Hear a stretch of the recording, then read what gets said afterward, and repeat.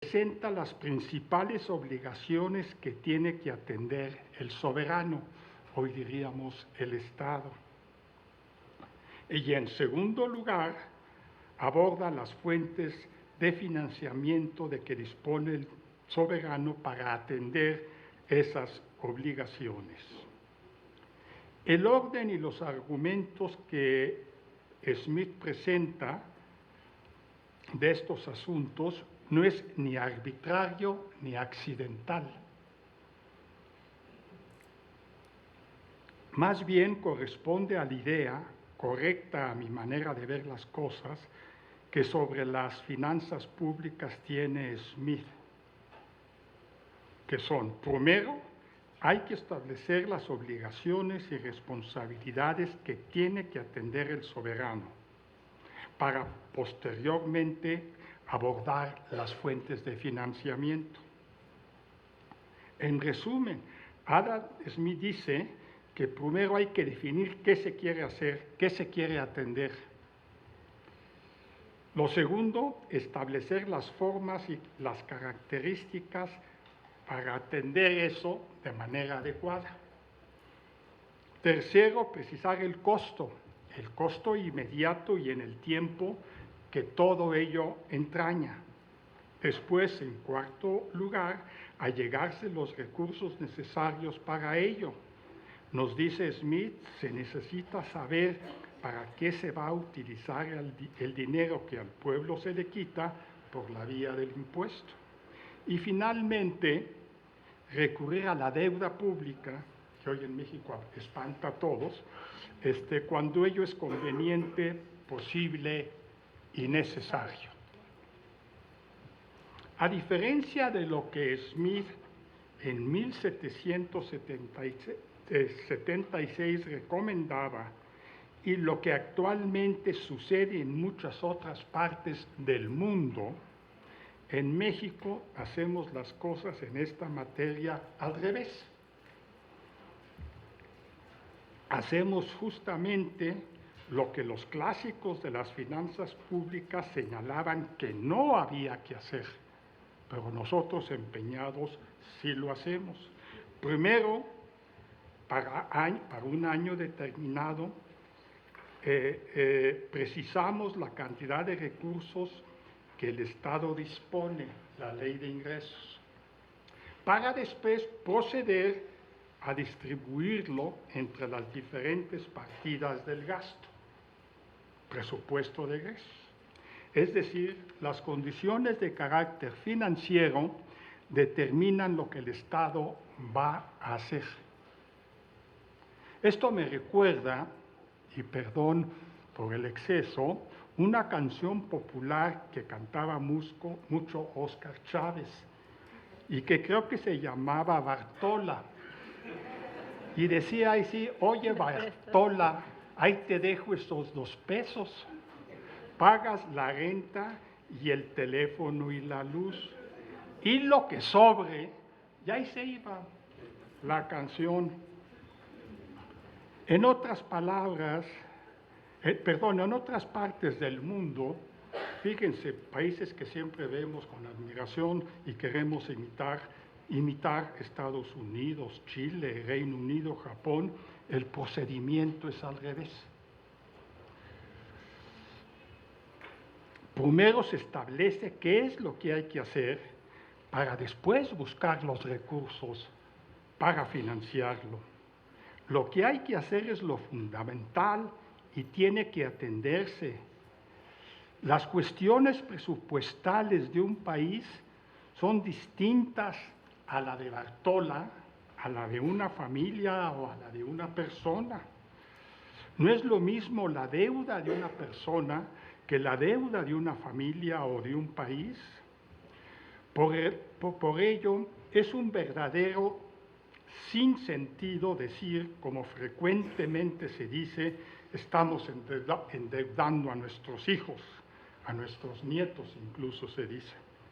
Justamente es lo que se está diciendo en este momento.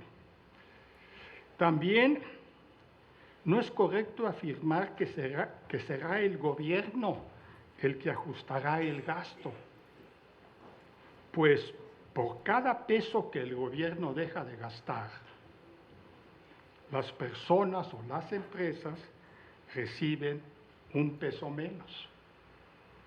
O sea, quien van a llevar el grueso del peso de todo esto son las personas.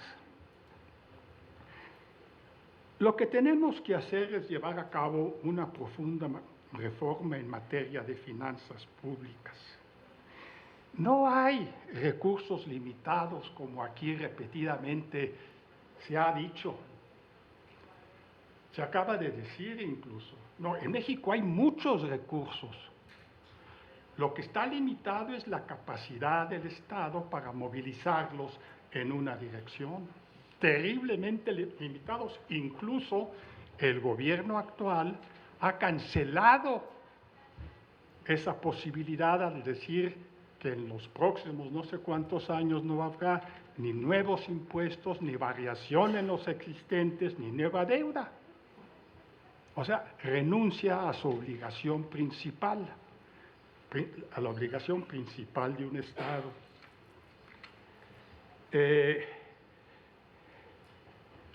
Hay que, pues, hacer una profunda reforma en materia de finanzas públicas. Y esta reforma debe abordar cuestiones relacionadas con el gasto público, los ingresos públicos y la deuda pública, con los tres pilares en que descansan las finanzas públicas.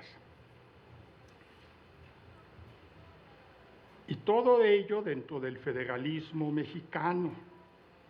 Se tiene que gastar más y mejor. No mejor para después gastar más, no, más y mejor de manera simultánea. Y financiar ese mayor gasto de manera adecuada. México es uno de los países de América Latina que menos gasta en materia social y que menos gasta en materia de infraestructura. Actualmente está el país, ya no digamos dentro de los miembros de la OCDE, sino también de América, en los últimos lugares en gasto social. El gasto por persona, por ejemplo, en materia de salud, seguridad social y educación, es muy reducido. Creo que estamos en el último o en el penúltimo lugar de América Latina. Es gasto social en estos renglones por persona. Y si se ve gasto social en educación por ciclo escolar y por alumno, estamos en el superúltimo lugar.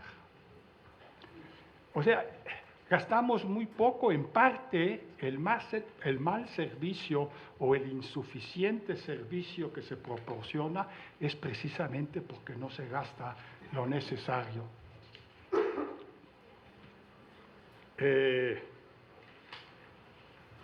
Ahora con estos recortes presupuestarios a estos renglones, pues vamos a estar peor. Y en materia de presión fiscal, en materia de ingresos, somos también de los países que menos ingresos tributarios recauda. En América, ya no digamos frente a OECD, en América Latina. Recaudamos y hemos recaudado ya por un largo tiempo alrededor del 11% del Producto Interno Bruto. Para atender de manera satisfactoria, yo diría que se tiene que multiplicar por lo menos por 3 esa presión fiscal y llegar al 30 y pico %, que tengo entendido que es el promedio ya de los países de la OECD. Ya no digamos Dinamarca, ¿no? El promedio de México afecta el promedio de los países de la OECD a la baja, igual que Turquía. Y se han hecho diferentes propuestas. Pues cuando me llegue el minuto, dejo de hablar. Y se han hecho sobre el particular diferentes propuestas. repito, lo que hay que hacer es movilizar los recursos que existen y que son muy abundantes. De cada peso que se genera en el ingreso nacional, solo 30 y pocos centavos van al trabajo y el resto va al capital. O sea, recursos hay a pasto. Hay que saberlos movilizar, pero no se ha sabido. Aquí tengo algunas consideraciones sobre los presupuestos, pero terminaría diciendo que lo que hay que hacer en cada uno de los derechos que se quiera atender, yo creo que hay que atender todos si estamos atentos a lo que dispone la Constitución. Pero en fin, todo el mundo también dice que hay que hacer prioridades. Bueno, yo no sé qué es más importante, la salud o la educación o la vivienda. Es yo que para mí son igual de importantes, pero en fin, cada quien mata pulgas a su manera.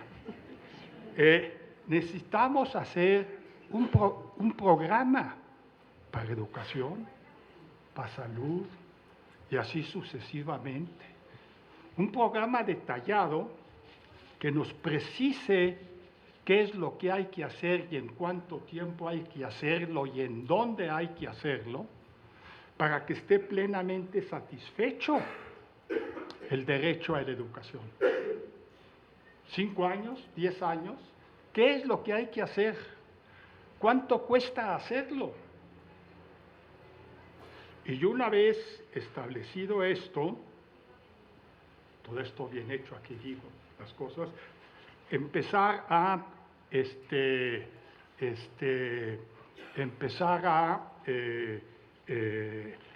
llegarse los recursos. Sobre esto quiero señalar algo que poco se menciona, y ya termino, que poco se menciona y que a mi manera de ver es básico en la tarea de allegarse recursos.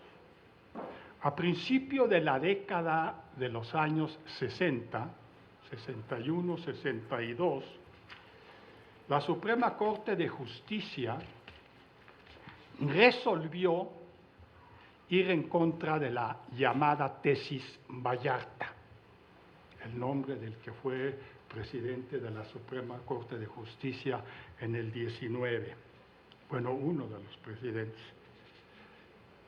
La tesis Vallarta sostenía como válida lo que estaba en la Constitución, que el pago de impuestos es una obligación de los mexicanos.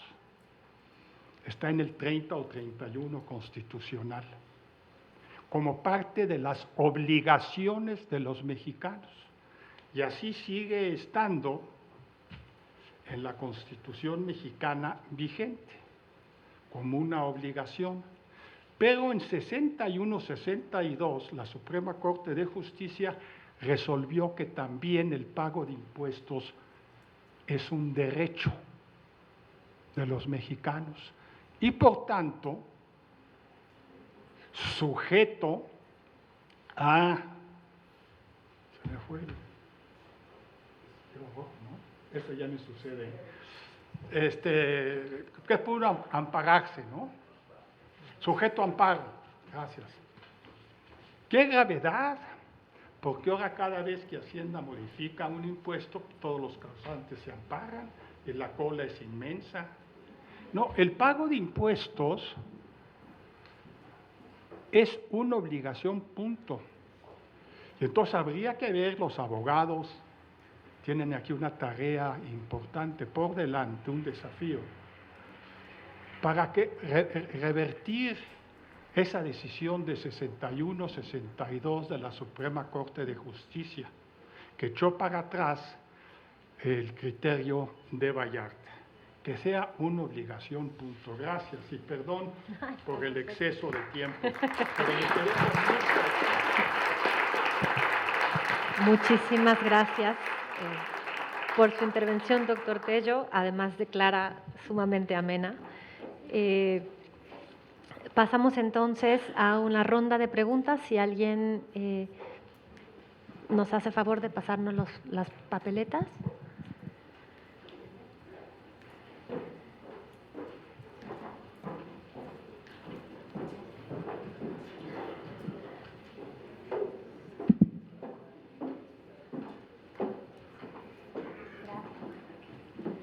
Muchas gracias, muy amable. Hay varias preguntas. Se las voy pasando. ¿Usted trajo porra, oiga? Gracias. Esta es a Mariana, este es a Daniel. Doctor Tello, es una pregunta en específico para usted. Y esta es una pregunta para Mariana y Daniel. Entonces, no sé si nos tomamos unos minutitos solamente para dar lectura rápida a las preguntas. Esta es para el doctor Tello también, por favor. Tal vez, Mariana, te paso esta.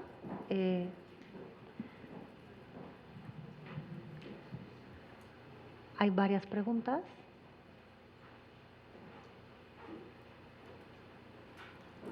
Tal vez voy a seguir el mismo orden de las intervenciones, pidiéndole a Mariana responder la primera ronda de preguntas.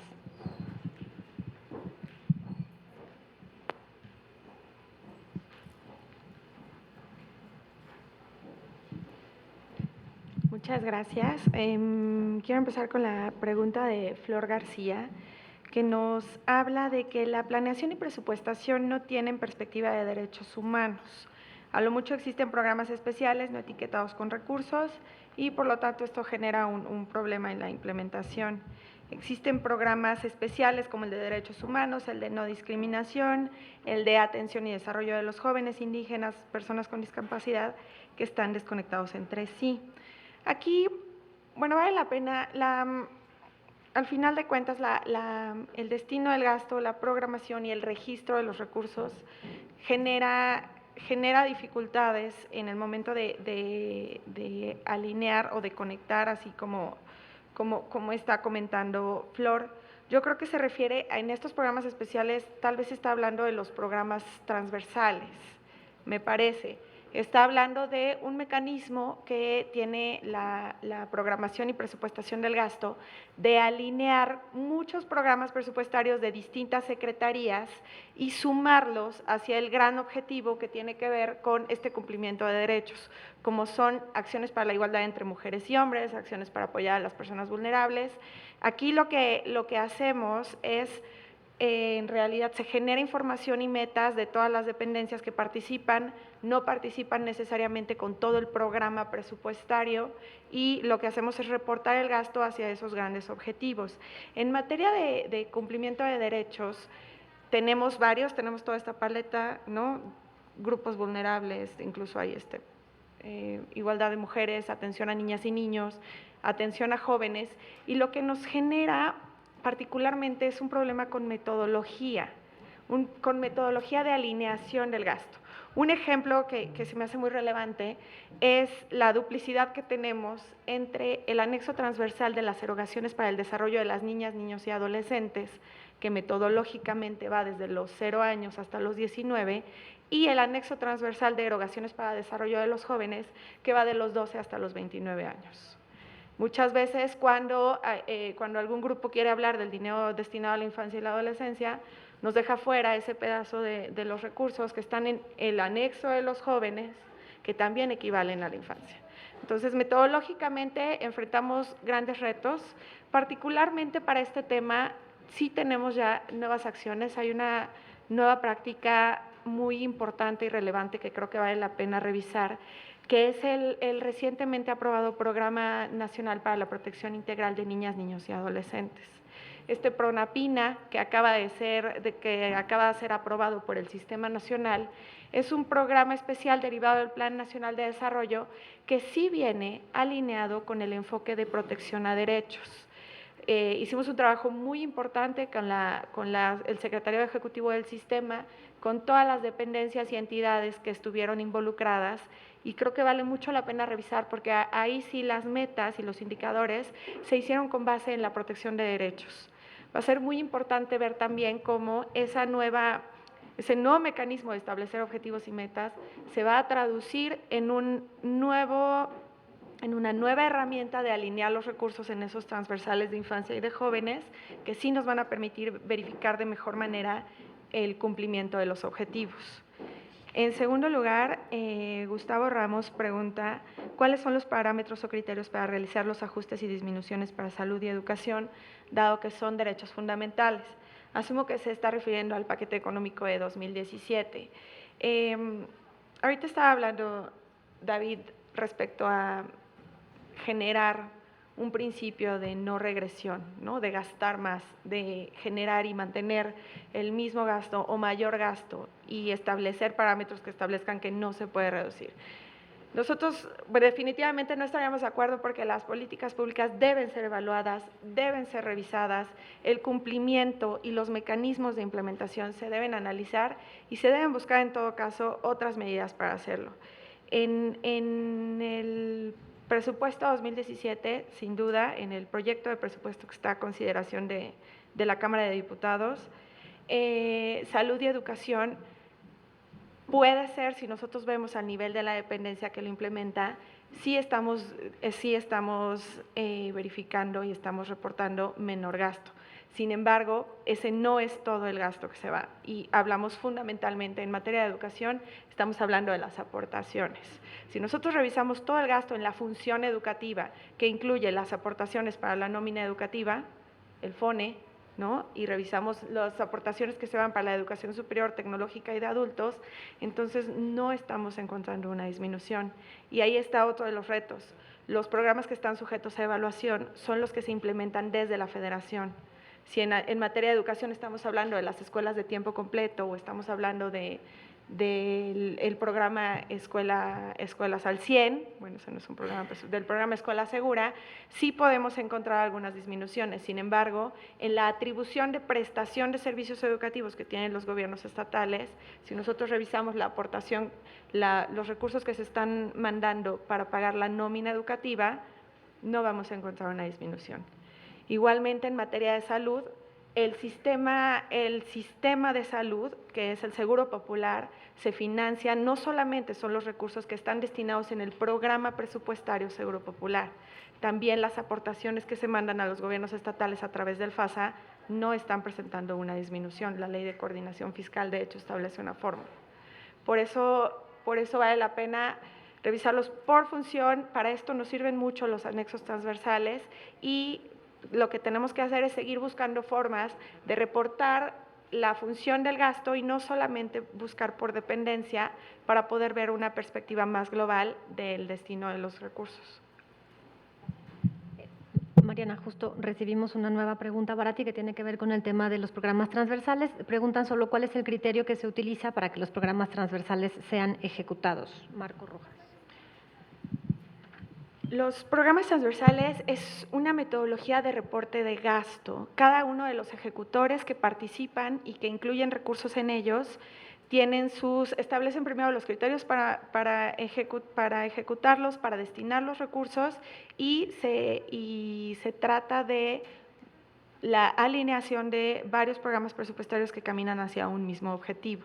Entonces, la metodología de cada uno de los ejecutores para participar en él y, en efecto, todo el ejercicio de los gastos, particularmente para la federación, se tienen que alinear al mandato de la Ley Federal de Presupuesto y Responsabilidad Hacendaria.